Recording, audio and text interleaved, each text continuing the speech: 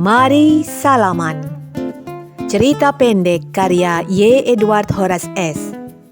Dibacakan oleh Eri Yulia Siahaan.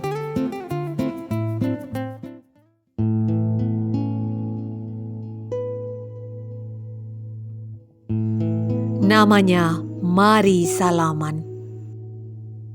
Ketika mendengarnya, saya hampir tidak percaya. Betulkah itu nama orang? Betapa lucu namanya. Apakah orang tuanya sengaja menamainya seperti itu? Atau itu sekadar julukan dari orang-orang atau nama panggilan yang dibuat-buatnya sendiri? Nama itu pertama kali ia sebut setelah selesai menurunkan barang-barang pindahannya yang begitu banyak sehingga perlu diangkut satu truk besar selama 5 kali perjalanan pergi pulang dari tempat tinggal asalnya ke rumah di sebelah saya. "Perkenalkan Pak, nama saya Mari Salaman," katanya sambil menundukkan kepala. Ia menyodorkan tangan kanannya. Saya membalas dengan membungkukkan badan. Seketika ia tarik kembali tangannya. "Maaf Pak, apa ada yang salah?" ia bertanya. Sepertinya agak tersinggung karena tangan yang disodorkannya saya biarkan begitu saja. "Oh, tidak ada yang salah Pak. Di desa kami, kebiasaan untuk menghormati orang terwujud dengan membungkukkan badan, tidak bersalaman. Oleh karena itu, saya agak aneh mengapa ia menyodorkan tangannya tadi." "Oh, begitu Pak. Saya kira Bapak tidak menyalami saya karena Bapak marah. Di desa saya dulu, kami selalu bersalaman ketika pertama kali mengenalkan diri." Saya mengambil napas panjang, lalu saya membalikkan badan. "Aceh!" terdengar suara bersin-bersin.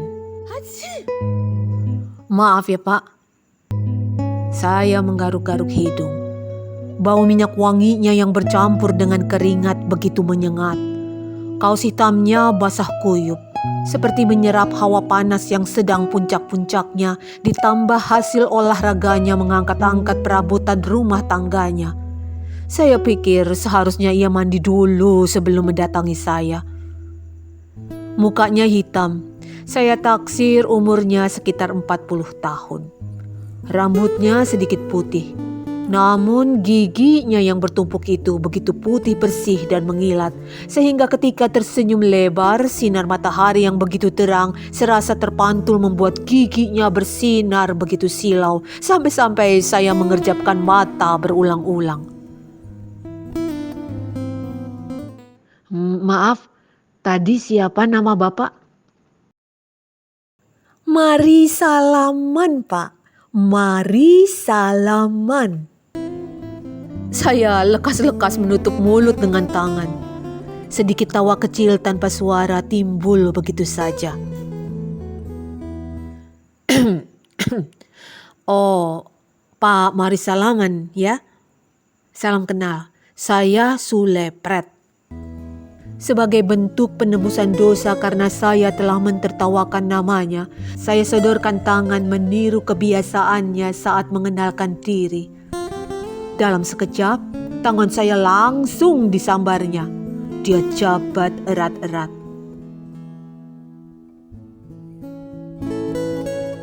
Mari Salaman tinggal mengontrak di sebelah rumah saya. Katanya, dulu rumahnya hanyut tersapu banjir.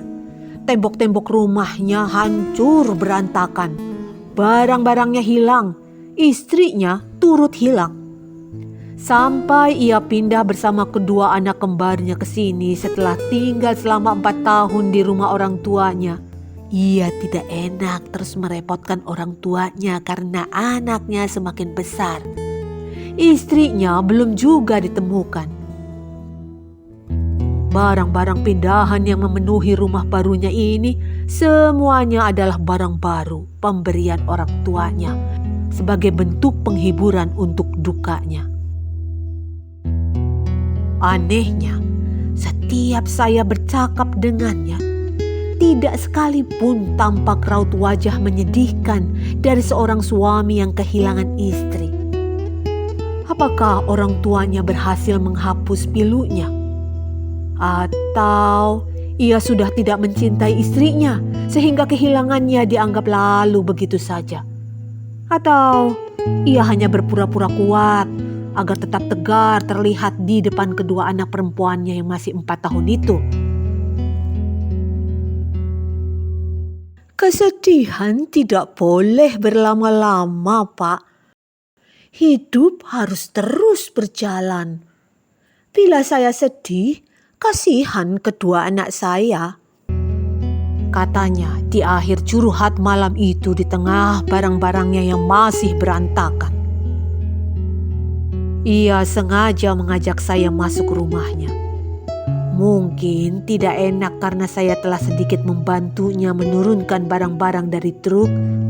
Segelas teh, beberapa potong pisang goreng yang dibeli dari warung sebelah, dan sebungkus rokok dia sajikan di meja ruang tamunya. Terima kasih ya Pak sudah membantu. Sama-sama, namanya juga tetangga. Bantu-membantu itu wajib bukan? Kedua anaknya yang sedari dalam truk sampai masuk rumah masih tertidur pulas sehingga ia harus menggendongnya satu persatu. Tiba-tiba terbangun lalu datang menghampiri. Salah seorang anak itu mengusap-usap matanya. Oh, perkenalkan Pak Sulepret, ini anak saya yang pertama. Ayo nak, bapaknya disalam. Anak itu mendekati saya. Rambutnya keriting panjang, kulitnya putih. Anak di sebelahnya kulitnya juga putih. Karena mari salaman begitu hitam, saya rasa mereka seperti ibunya. Nama saya Mari Tersenyum, kata anak itu sambil menyodorkan tangan. Saya tertegun. Sempat beberapa detik saya kembali tidak percaya. Nama apa lagi ini? Kalau ini anak kedua saya, Pak. Namanya Mari Tertawa. Adik anak itu yang terpaut umur 1 jam saat kelahiran juga menyodorkan tangan. Kali ini 1 menit saya tidak bergerak. Tangan mereka saya diamkan begitu saja. Saya terpatung keheranan mendengar uniknya nama-nama mereka. Bapaknya Mari Salaman. Anak pertamanya Mari Tersenyum. Adiknya Mari Tertawa. Nama yang begitu aneh. Mereka lahir tepat sebelum istri saya hilang bersama banjir, Pak. 4 tahun lalu. Saya sendiri yang menamai mereka. Meskipun kata-kata Mari Salaman menyiratkan kesedihan tiada tara, ia tetap saja mampu mengucapkannya dengan tersenyum lebar. Saya memejamkan mata. Sinar lampu ruang tamu serasa terpantul lewat giginya sehingga membuat senyumnya kembali menyilaukan. Saya namakan mereka seperti ini agar saya ingat, Pak. Saya tidak boleh lama-lama bersedih. Saya harus kuat. Hidup ini selalu ada masalah. Bahagia atau berpura-pura bahagia adalah jalan terbaik untuk mampu menghadapinya. Ketika saya panggil nama mereka, saya geli sendiri dan akhirnya tertawa. Karena itu, saya mampu bertahan hidup sampai sekarang. Mendengar ucapannya, saya terpekur. Betapa pilunya ia kehilangan istrinya. Betapa besar usahanya untuk tetap berjuang hidup seorang diri. Karena istrinya belum ditemukan meninggal, ia masih berharap bisa bertemu istrinya hidup-hidup, sampai-sampai ia memilih tidak menikah dan membesarkan kedua anaknya sendiri.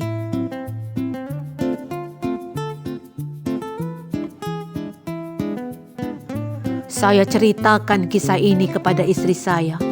Saya pikir ia akan simpati dan mungkin mengirimkan kue enak buatan tangannya itu ke Mari Salaman sebagai bentuk sambutan hangat. Tetapi ia hanya cemberut, menekuk muka seolah-olah mengabaikan ucapan saya. Sungguh berbeda dengan Mari Salaman dan anaknya yang selalu tersenyum.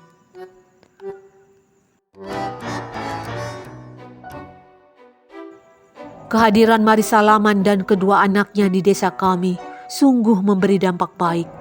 Sebagai orang baru, sehari setelah selesai benar ia merapikan seluruh barangnya, ia mendatangi rumah warga satu demi satu.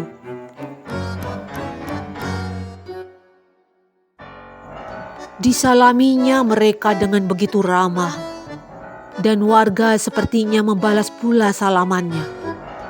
Terbukti, ketika pertemuan seluruh warga di balai desa, para warga tidak sungkan saling bersalaman, meniru kebiasaan Mari Salaman, walaupun membungkukkan badan tetap dilakukan.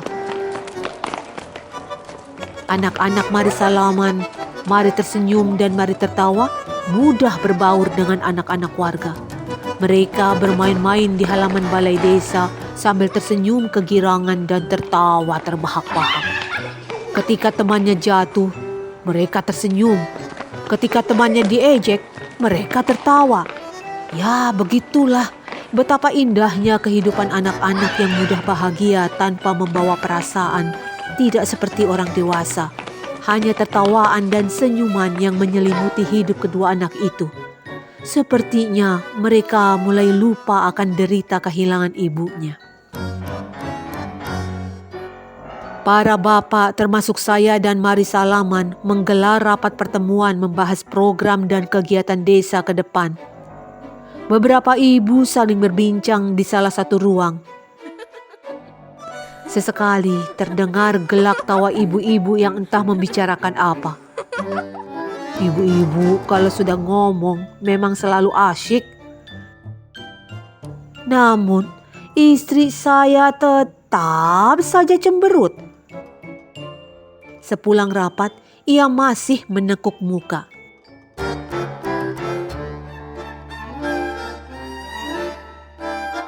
Senyum dong, Bu, kata saya sesampainya di rumah sembari tersenyum. Sini, mana dompetmu? Buat apa?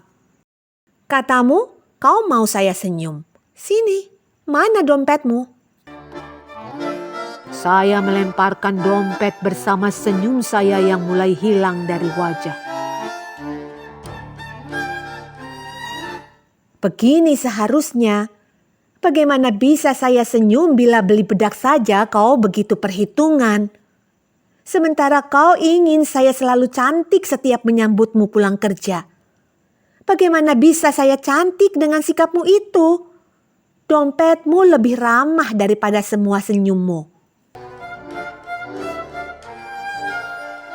Saya terdiam. Tiba-tiba saya lupa bagaimana caranya tersenyum.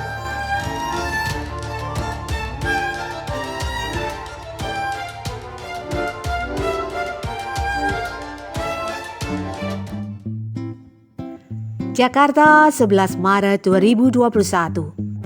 Sang Babu Rakyat.